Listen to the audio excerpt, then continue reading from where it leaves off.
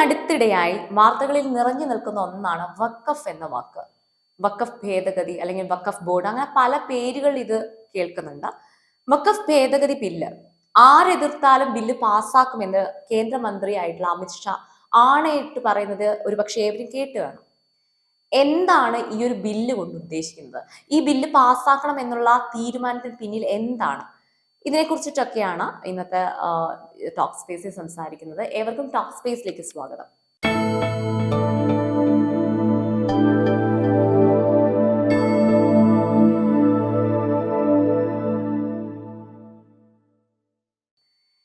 ഇവിടെ വഖഫ് ഭേദഗതിയെ കുറിച്ച് സംസാരിക്കുന്നതിന് മുൻപ് മുനമ്പത്ത് നടക്കുന്ന ഒരു സമരത്തെ കുറിച്ച് പറയാൻ ഞാൻ ആഗ്രഹിക്കുകയാണ്. നമുക്ക് എല്ലാവർക്കും അറിയാം, ഇന്നത് വലിയ വിഷയമായിരിക്കുകയാണ്. ആദ്യമൊന്നും വലിയൊരു മാധ്യമ ശ്രദ്ധ നേടാതിരുന്ന ഒരു പ്രദേശത്തെ സമരം ഇപ്പൊ എന്ത് ചെയ്തു? ഇന്ത്യ മൊത്തത്തിൽ നേരിടുന്ന ഒരു വിഷയമായിട്ട് മാറിയിരിക്കുകയാണ്.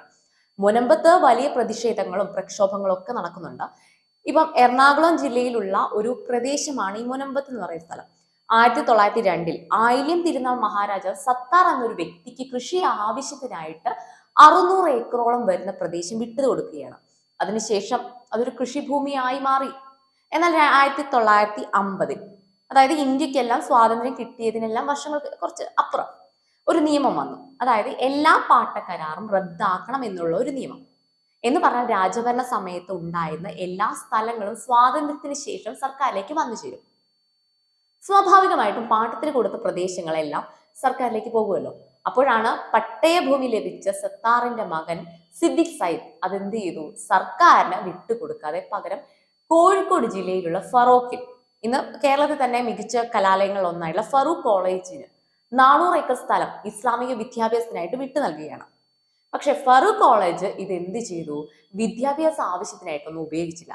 പകരം അവര് അത് പല ആളുകൾക്കായിട്ട് വിൽപ്പന നടത്തി. മുനമ്പത്ത് സാധാരണക്കാരായ മത്സ്യത്തൊഴിലാളികളാണ് ഉള്ളത്. കൂടുതലും ഈ ക്രിസ്ത്യൻ ലാറ്റിൻ വിഭാഗക്കാരാണ്. അവരത് വില കൊടുത്താണ് ഫറൂഖ് കോളേജിന് കൈവശം നിന്ന് വാങ്ങിയത്.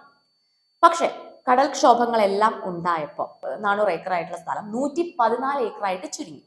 എന്നാൽ ഈ 2 വർഷം മുൻപ് ഈ 114 ഏക്കർ ഭൂമിയിൽ വഖഫ് ബോർഡ് അവകാശം ഉന്നയിച്ചു. അതിനുശേഷമാണ് അവിടെ വിവാദങ്ങളും പ്രശ്നങ്ങളും എല്ലാം പൊട്ടിപ്പുറപ്പെട്ടത്. അതായത് കാലങ്ങളായിട്ട് അവിടെ താമസിക്കുന്ന നിവാസികൾ കരമടയ്ക്കുന്ന അവരുടെ ഭൂമി അവരുടേതല്ല എന്നതാണ് സർക്കാരും വഖഫ് ബോർഡും പറയുന്നത്. 600ഓളം കുടുംബങ്ങൾക്കാണ് ഇതിനെ ചൊല്ലി വീട് നഷ്ടപ്പെടാൻ പോകുന്നത്. ഒന്ന് ഓർക്കണം, ഇവരെല്ലാം വില കൊടുത്ത് വാങ്ങിയ സ്ഥലമാണ്. ഇതിന്റെ പേരിലാണ് ഇപ്പൊ അവിടെ സമരങ്ങളും പ്രക്ഷോഭങ്ങളും എല്ലാം നടന്നുകൊണ്ടിരിക്കുന്നത്. ഉടനെയൊന്നും ഈ പറയുന്ന 600ഓളം വരുന്ന കുടുംബങ്ങൾക്ക് കിടപ്പാടൊന്നും നഷ്ടപ്പെടില്ല. പക്ഷേ അതൊന്നും അല്ല അവിടെ സംഭവം. ഇങ്ങനെ ഒരു പ്രശ്നം നിലനിൽക്കുന്നതിനാൽ ഇപ്പം വഖഫ് ഭൂമി ആയതിനാൽ വീട് വെച്ച് വായ്പ എടുക്കാനോ സ്ഥലം കച്ചവടം നടത്താനോ ഒന്നും ഇനി സാധിക്കില്ല. വഖഫ് ബോർഡിന് അവകാശപ്പെടുന്നത് എന്താണ്? ഇത് ദൈവത്തിന്റെ സ്ഥലമാണെന്നാണ്. നിയമ സംവിധാനങ്ങളെല്ലാം വഖഫ് ബോർഡിന് അനുകൂലമായിരുന്നു. പക്ഷേ അവിടുത്തെ നിവാസികളുടെ പൂർവികർ വില കൊടുത്ത് വാങ്ങിയ സ്ഥലവും പുരയിടവും കൈവിട്ടു പോയാൽ പിന്നെ ആ 600ഓളം കുടുംബങ്ങൾ പിന്നെ എന്ത് ചെയ്യും? ഇനി എന്താണ് ഈ വഖഫ് ബോർഡ് എന്നുള്ളതാണ്. വഖഫ് എന്ന വാക്കിന് തന്നെ അർത്ഥം തടഞ്ഞു വെക്കുക എന്നതാണ്. അതായത് ഇസ്ലാമിക വിശ്വാസ പ്രകാരം ഏതൊരു വ്യക്തിക്കും അവരുടെ പ്രോപ്പർട്ടി മതപരമായ ആവശ്യങ്ങൾക്കും അല്ലെങ്കിൽ ദൈവത്തിന്റെ പേരിലോ അതുമല്ലെങ്കിൽ ചാരിറ്റബിൾ ആവശ്യങ്ങൾക്കോ, അതായത് ജീവകാരുണ്യ പ്രവർത്തനങ്ങൾക്കൊക്കെ ആയിട്ട് ദാനം നൽകാൻ കഴിയും. പക്ഷേ ഒരു വട്ടം വഖഫായ ഒരു പ്രോപ്പർട്ടി പിന്നീട് തിരിച്ചെടുക്കാൻ സാധിക്കില്ല. അത് വഖഫ് ചെയ്ത ഭൂമിയായിട്ട് അങ്ങനെ കിടക്കും. ഇങ്ങനെ വഖഫ് ചെയ്ത ഭൂമി ഒരിക്കലും മറ്റൊരാൾക്കോ ഒന്നും വിൽക്കാൻ സാധിക്കില്ല. വിൽക്കാൻ മാത്രമല്ല, വഖഫ് ഭൂമി ഒരിക്കലും ആ സ്ഥലം വെച്ചുകൊണ്ട് ലോൺ എടുക്കാനൊന്നും സാധിക്കില്ല. വഖഫ് എന്ന് പറഞ്ഞ സംഭവം കാലങ്ങളായിട്ട് നിലനിൽക്കുന്ന ഒരു കാര്യമാണ്. അതായത് ഡൽഹി സുൽത്താന്റെ കാലം മുതലേ നിലനിൽക്കുന്ന ഒന്നാണ്. അതുകൊണ്ട് തന്നെ 1950 ശേഷം വഖഫ് ചെയ്ത സ്ഥലങ്ങളുടെ എല്ലാ കാര്യങ്ങളും നിയന്ത്രിക്കുന്നതിനായും അതുപോലെ വഖഫ് ഡോക്യുമെന്റുകളെല്ലാം ക്ലിയർ ചെയ്യുന്നതിനായിട്ടും എല്ലാം ഒരു ബോർഡ് രൂപീകരിക്കുകയാണ്. അതാണ് വഖഫ് ബോർഡ്. ഏകദേശം ഇന്ത്യയിൽ 32 വഖഫ് ബോർഡുകളുണ്ട്. ഇതിൽ തന്നെ ഈ സുന്നിക്കും ഷിയയ്ക്കും ഒക്കെ വേറെ വേറെ വഖഫ് ബോർഡുകളാണ് ഉള്ളത്. വഖഫ് ബോർഡിനെ ബേസ് ചെയ്ത് ഒരുപാട് പ്രശ്നങ്ങളും ആരോപണങ്ങളും ഉയർന്നു വരികയാണ്. ഇപ്പം ആരോപണങ്ങൾ എന്ന് പറയുമ്പോൾ പ്രധാനമായിട്ടും നമ്മൾ നേരത്തെ പറഞ്ഞത് തന്നെ, ഒരു സ്ഥലം അല്ലെങ്കിൽ ഒരു സ്വത്ത് വഖഫായി കഴിഞ്ഞാൽ ആ സ്ഥലം വിൽക്കാനോ അല്ലെങ്കിൽ കൈമാറ്റം ചെയ്യാനോ അല്ലെങ്കിൽ വായ്പ എടുക്കാനോ ഒന്നും സാധിക്കില്ല എന്നുള്ളതാണ്. അത് എപ്പോഴും വഖഫ് സ്വത്തായിട്ട് നിലനിൽക്കും. ശരിക്കും പറഞ്ഞാൽ ഈ ബേസിക്കലി മതത്തിന് വിട്ടു നൽകുന്ന ഒന്നിനെയാണ് വഖഫ് എന്ന് പറയുന്നത്. ഇപ്പം ഒരു അമ്പലം എടുത്ത് നമ്മൾ നോക്കുകയാണെങ്കിൽ അത് നിലനിൽക്കുന്ന സ്ഥലവും പ്രദേശവും ഇപ്പൊ ദേവസ്വത്തിന്റെ ഒക്കെ നിയന്ത്രണത്തിലായിരിക്കും അല്ലേ. അതുപോലെ തന്നെയാണ് ഈ വഖഫിന്റെ കാര്യത്തിലും അതുപോലെയൊക്കെ തന്നെയാണ്. ഇതെല്ലാം ഒരു ഗ്രൂപ്പ് ഓഫ് ആളുകളുടെ നിയന്ത്രണത്തിലാണ് എന്നാണ്. മെയിൻലി ഈ വഖഫ് കൊടുക്കുന്ന ഉടമസ്ഥർ അതൊരു ഇസ്ലാം ആകുമല്ലോ. അപ്പോൾ ദൈവത്തെ പ്രീതിപ്പെടുത്തുക, അതായത് അള്ളാഹുവിനെ പ്രീതിപ്പെടുത്തുക എന്ന ഉദ്ദേശത്തിലാണ് ഈ വഖഫ് നൽകുന്നത്. പക്ഷെ കിട്ടുന്നവർക്ക് അത് വഖഫ് പ്രദേശമായിട്ട് അങ്ങനെ നിലനിൽക്കും. അതിന് ഇനി എത്ര കാലം കഴിഞ്ഞാലും വിൽക്കാനോ വായ്പ എടുക്കാനോ ഒന്നും സാധിക്കില്ല. ഇതെല്ലാം കാരണമാണ് ധാരാളം ആരോപണങ്ങൾ ഈ വഖഫ് ബോർഡിന്റെ കാര്യത്തിൽ നിലനിൽക്കുന്നത്. അതിനാൽ 2024 കേന്ദ്ര സർക്കാർ ഒരു അമെൻമെന്റ് കൊണ്ടുവരികയാണ്. ഈ ആരോപണങ്ങളും വഖഫുമായിട്ട് ബന്ധപ്പെട്ടുള്ള പ്രശ്നങ്ങളും എല്ലാം പരിഹരിക്കുന്നതിനൊക്കെ ആയിട്ട് ഈ വഖഫ് അമെൻമെന്റ് ബില്ല് അവതരിപ്പിച്ചിരിക്കുകയാണ്.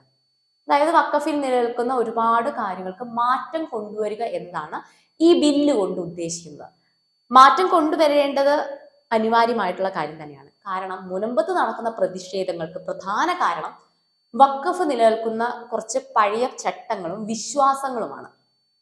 അതിൽ മാറ്റം കൊണ്ടുവരേണ്ടത് അത്യാവശ്യമായിട്ടുള്ള ഒരു കാര്യം തന്നെയാണ്.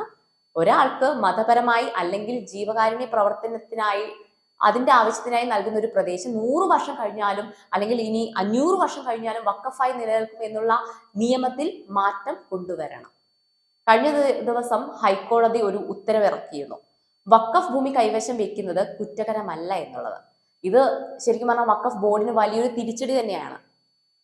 ഇപ്പോ കേന്ദ്രം കുറച്ച് മാറ്റങ്ങൾ ഈ വഖഫ് ബോർഡിൽ കൊണ്ടുവരുന്നുണ്ട്.